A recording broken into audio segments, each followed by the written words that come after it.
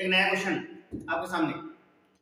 Question आएगा paper में कि निम्नांकित चित्र की सहायता से अपवर्तनांक की गणना कीजिए। क्वेश्चन क्या आएगा? निम्नांकित चित्र की सहायता से अपवर्तनांक की गणना कीजिए।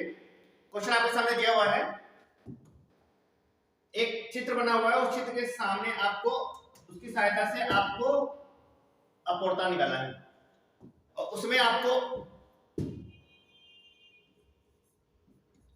आई की वैल्यू दिया हुआ है और आर की वैल्यू भी दिया हुआ है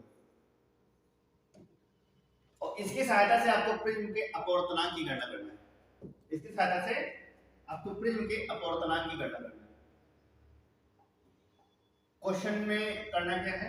क्वेश्चन में दिया हुआ है निम्नांकित चित्र की सहायता से प्रिज्म के अपवर्तनांक की गणना कीजिए।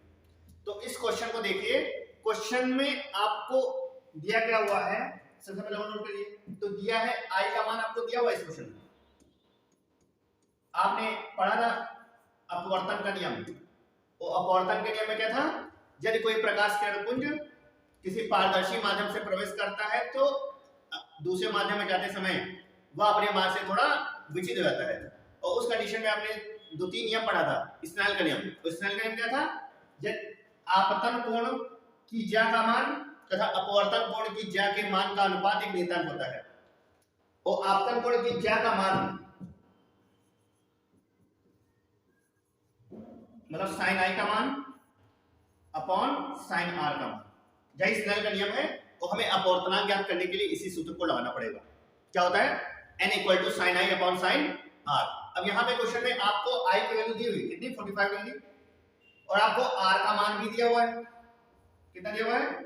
30 अंश। तो हमें क्या ज्ञात करना है? हमें n की वैल्यू आपको निकालना है, n की वैल्यू फाइंड करना है। और सूत्र आपको पता है n इक्वल टू क्या होता है? n equal to sine i upon sine r. तो यहाँ पे एक फॉर्मूला, इस फॉर्मूले के अकॉर्डिंग यहाँ पे हम लगाएंगे n equal to sine i upon sine r या n equal to sine i की वैल्यू आपको दिया हुआ कितना? 45 डिग्री और r का मान दिया हुआ है 30। उस कंडीशन पे sin 45 की वैल्यू क्या है, sin 30 की वैल्यू क्या है उसको देखेंगे। तो sin 45 का मान दिया हुआ कितना? 45। sin 45 का मान आपको अभी बताया था हमने कि sin 45 का जो मान होता है वो होता है 1/√2। क्या होता है sin 45 का मान?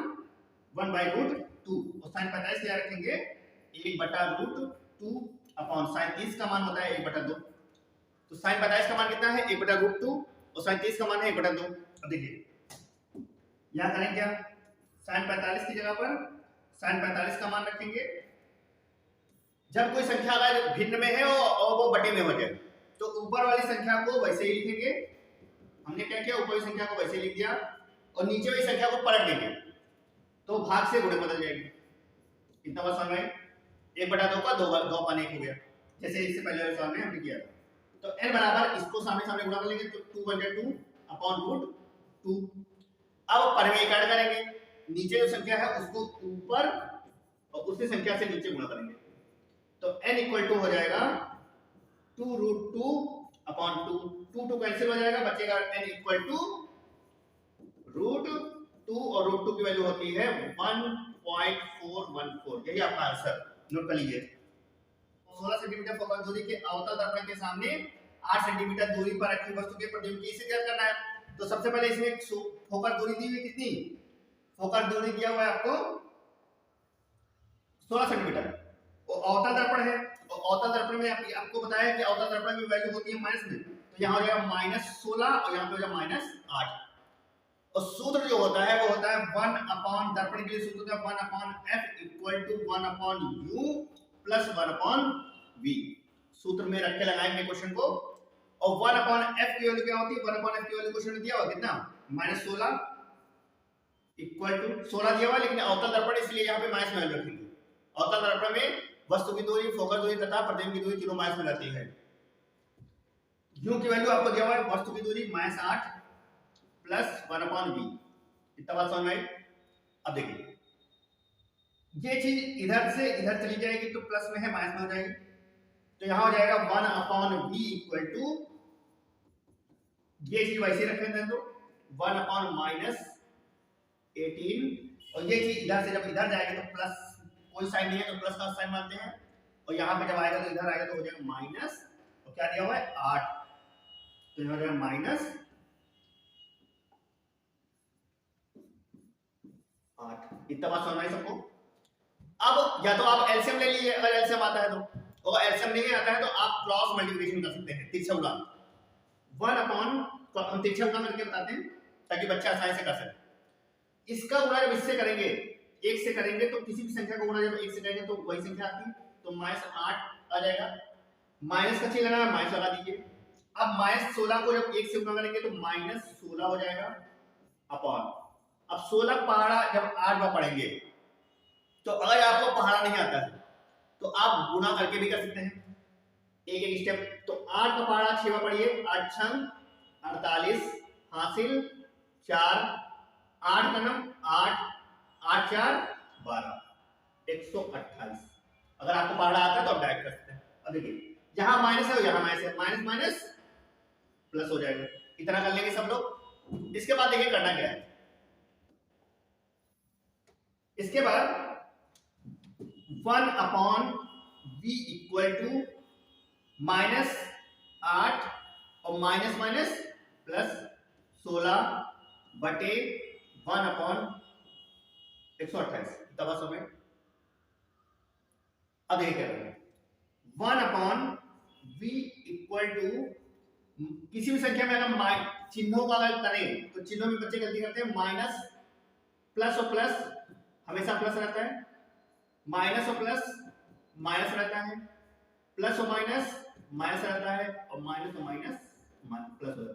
ज्यादा प्लस प्लस प्लस रहेगा, माइनस माइनस माइनस रहेगा, प्लस रहेगा, माइनस प्लस माइनस रहेगा, प्लस माइनस माइनस रहेगा। तो यहाँ पे देखिए क्या है, माइनस प्लस, और माइनस प्लस क्या हो जाएगा, माइनस हो जाएगा, संख्या घट जाएगी। तो यहाँ 8 में से 16 घटाएंगे क्या हो जाएगा, 8 बचेगा।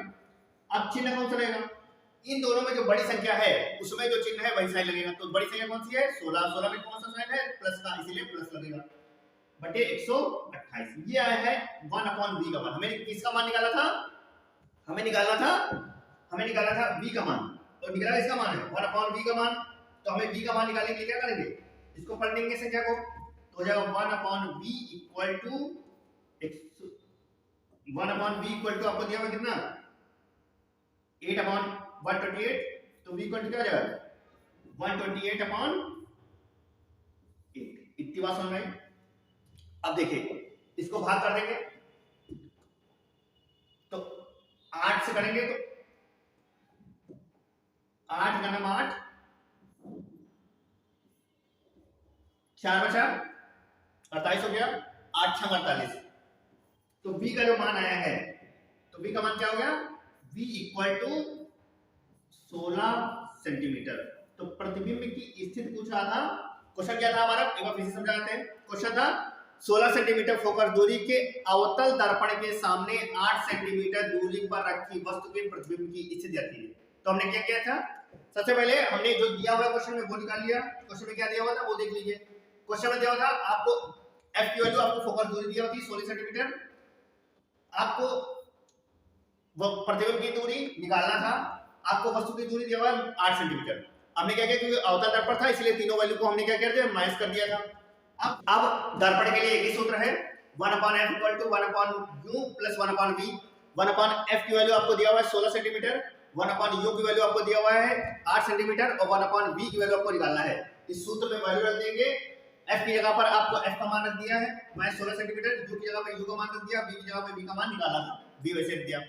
अब बराबर के इस तरफ से इस तरफ लाएंगे तो कोई संख्या अगर प्लस में है तो माइनस में, माइनस है तो प्लस में हो जाएगी। यहाँ प्लस में है तो यहाँ से यहाँ ही, तो यहाँ माइनस में हो गया।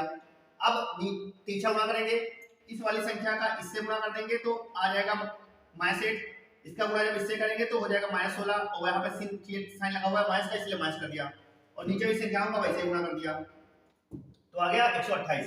अब 1/v इक्वल टू -8 और माइनस माइनस प्लस हो जाएगा 16। अब इसका गुणा इससे करेंगे 128 आ जाएगा, कुछ भी आ गया।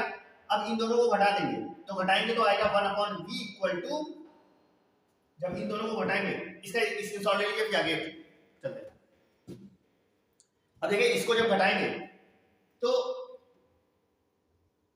घटाने पर, इन दोनों घटाने पर इसको इससे घटाएंगे तो माइनस प्लस माइनस होता है, संख्या घट जाएगी, चिन्ह कौन सा रहेगा, जो बड़ी संख्या में जो साइन है, तो बड़ी संख्या है कौन सी 16, 16 में कौन साइन है प्लस है, इसीलिए यहाँ पे हो जाएगा।